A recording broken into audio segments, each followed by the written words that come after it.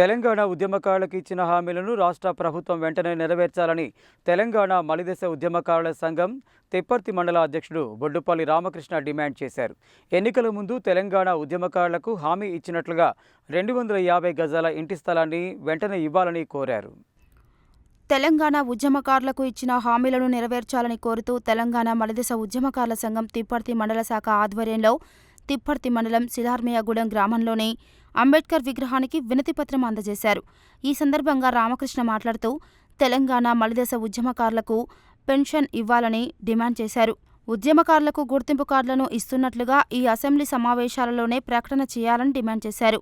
ఈ కార్యక్రమంలో తెలంగాణ మలిదశ ఉద్యమకారుల సంఘం నాయకులు చెదురుపల్లి దయాకర్, లోడంగి సత్యనారాయణ, మండల యాదగిరి, చెదురుపల్లి సంపత్ తదితరులున్నారు.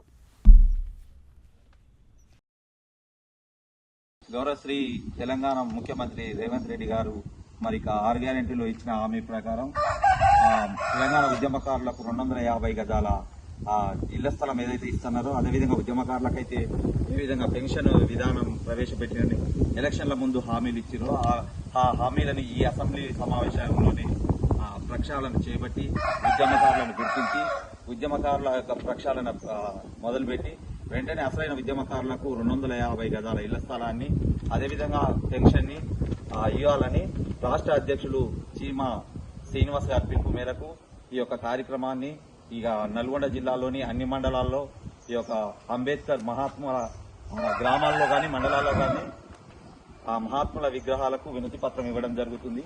ఈ వినతి పత్రం ద్వారా ఏంటంటే ఈ సమావేశాలలోనే ఉద్యమకారులకు ఇళ్ల స్థలాలు కానీ పింఛన్ విధానం కానీ ప్రక్షాళన చేపట్టాలని కోరుతూ రాష్ట్ర అధ్యక్షుడు చీమా శ్రీనివాస్ ఆదేశాల ప్రకారం ఈ రోజు అంబేద్కర్ గారికి వినతి పత్రం ఇవ్వడం జరుగుతుంది.